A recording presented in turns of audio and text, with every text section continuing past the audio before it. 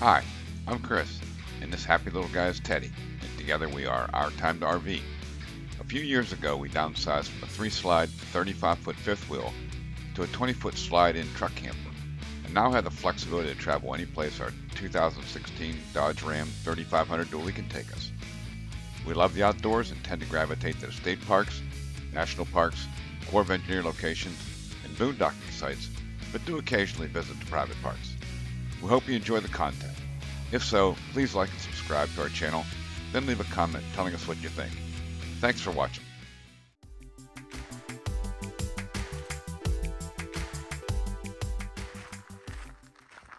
It's our last full day here at Alley Road, just outside of Ajo. And in typical fashion, we're getting some morning exercise in, just as the sun's coming up.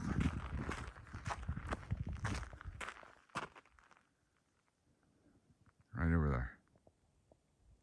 Beautiful.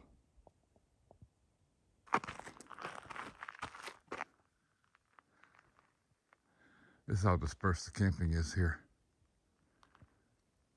But you need a high profile vehicle to get back, or high ground clearance vehicle to get back into some of these places,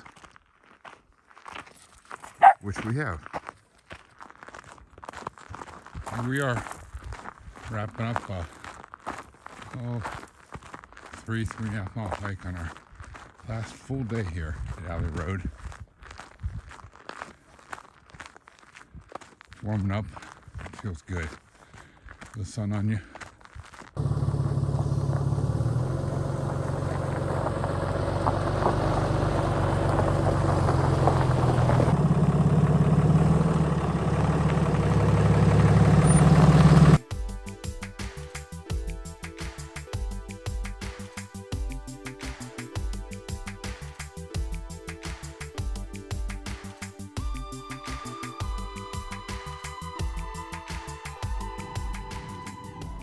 Well, Teddy and I have just arrived here at the Lost Dutchman State Park.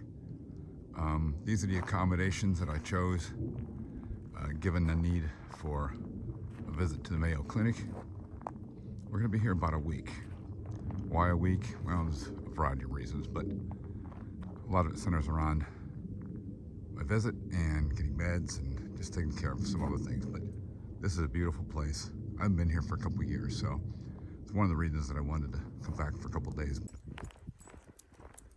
We just take a little afternoon walk after doing some housework, cleaning, and some cooking. Still got more stuff to do, but on our break, we're just out walking around. I thought I'd show you a little bit of at least one loop in the park here.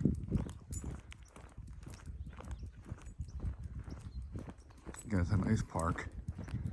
It's one of my favorites. It's difficult to get into, particularly at the last minute. So I was online constantly just trying to get a spot here around the time of my appointment here. It's pretty cool here. They have a sundial just off one of the hiking trails. And there's a wolf or a coyote. It's being used to indicate the hour of the day. Teddy came up to it and thought it was real. Briefly.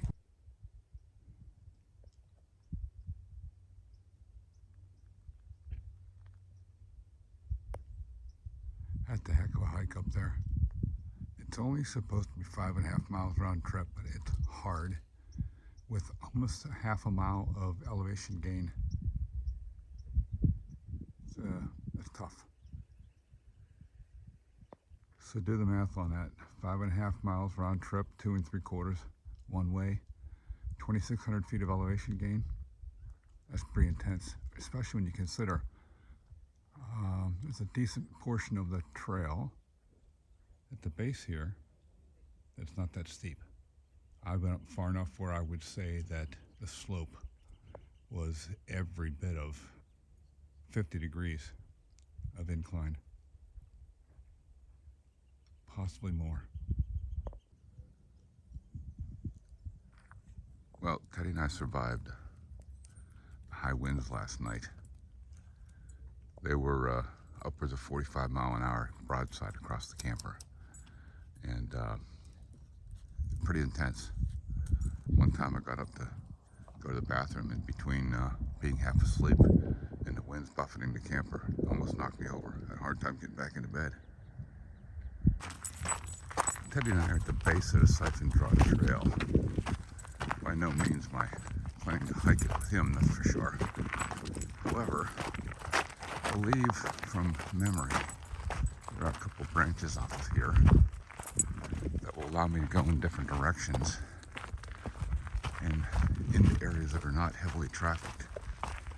And I can possibly let him off the leash for a little while. I think he'd enjoy that, and so would I. So we'll see how it works out. Perfect. This is where Teddy and I are going to split off. We're going to go off to the left and follow the base of the mountain around, get a little elevation, and some pictures down into the valley.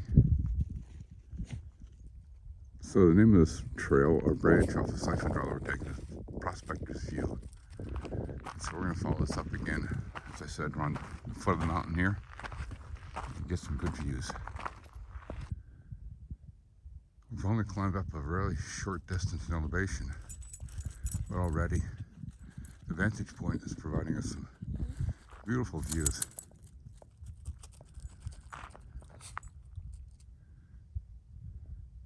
Down here is Apache Junction and Mesa, Arizona, with Phoenix way off in the distance.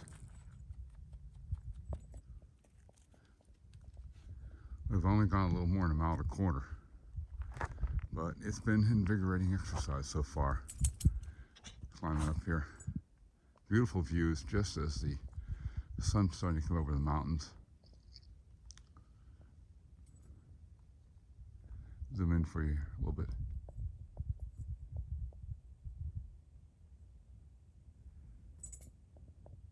I think we are just about at the peak of the height that this trail is going to take us.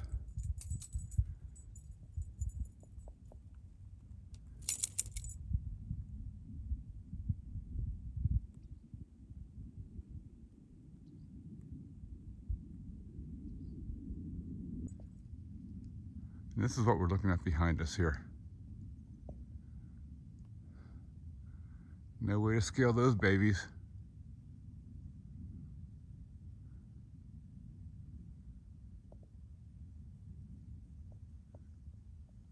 What do you think, Teddy? Good boy. Here it is, the peak here of our hike this morning.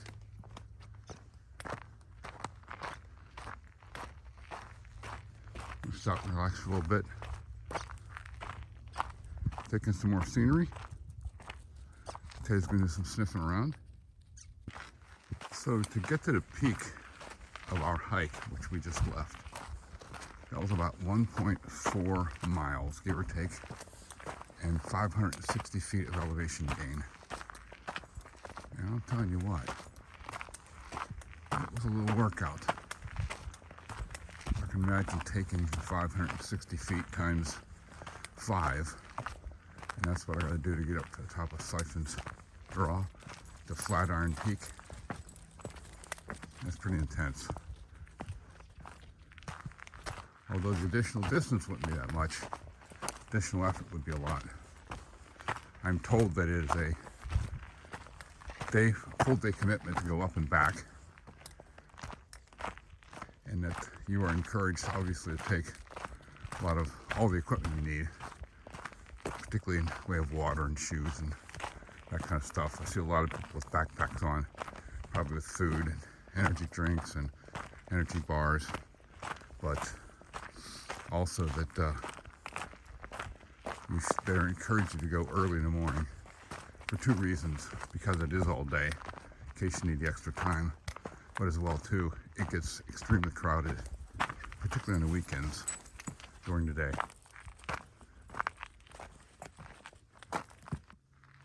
Okay, this is where Teddy and I make a left-hand turn, start going down the hill, back to the park.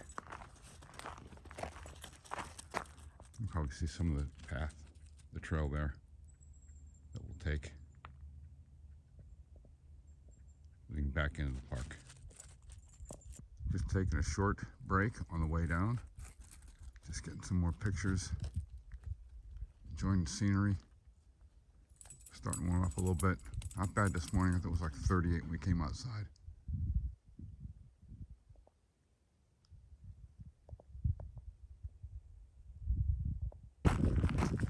Teddy and I are almost back after a little over 3 miles. We're just connecting up to where the cabins are. Just crossing over the heliport here, which you wouldn't think it's much activity, but unfortunately it gets more than what you would think. With siphon drop being so popular, it's quite common for people being life flighted out here. I've been here in the past where I've seen people taken out once every 3 or 4 days, which is quite unfortunate. We're just getting back to the camper after about 3.5 miles. This was a good hike this morning, that's for sure. With the 560, 570 feet of elevation gain. I'll check all trails and get that information. Are you tired, Teddy? Did Daddy wear you out this morning, hiking? Yeah.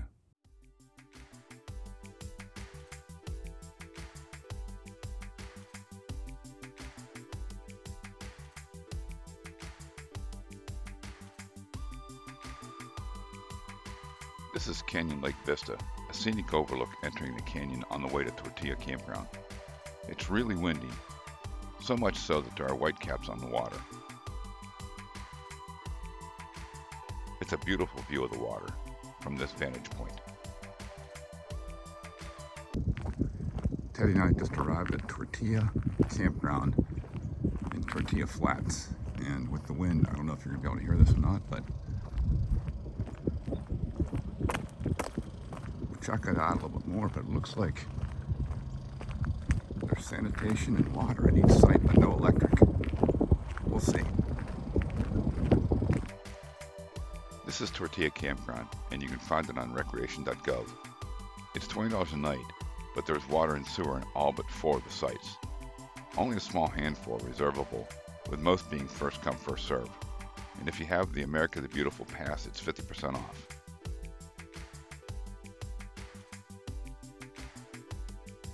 This is our site here. You can see we're down in a canyon. The sites are hard-packed gravel. They're well kept by the campground host. The campground also has several buildings with toilets, not vault toilets, that appear to be frequently maintained.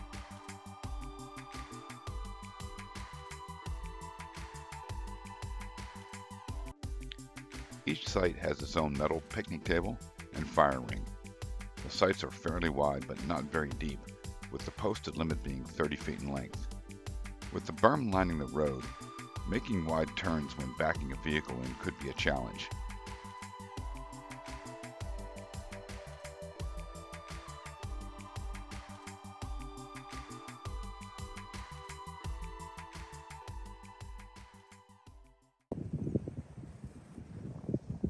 This is the canyon in the area below the campground here.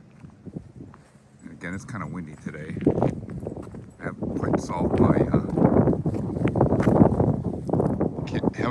my problem with the audio yet.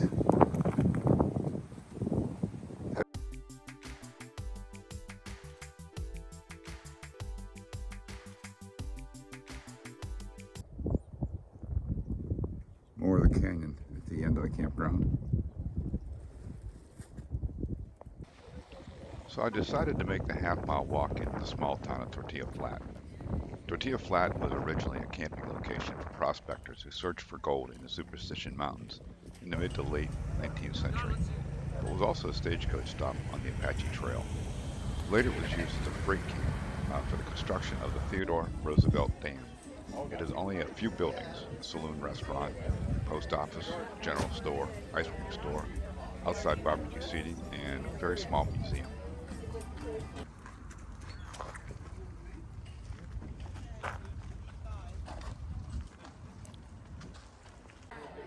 I like to know what's in my food and how it's being made. However, since I haven't eaten out since Christmas Day with friends, I decided to get a bite to eat at the Superstition Saloon and have a few beers. For my lunch, some chicken tacos and a couple beers. I chose the chicken tacos with Spanish rice, black beans, and Grand Canyon Pilsner beer. It was good to relax and let someone else do the work. 2 adults, 3 kids, and a dog in this setup. That's pretty cool. Give them a lot of credit, man. That's the way to roll.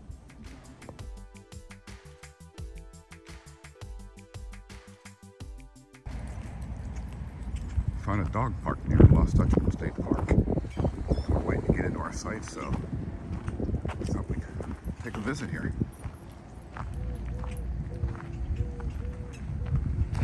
What do you say, Teddy?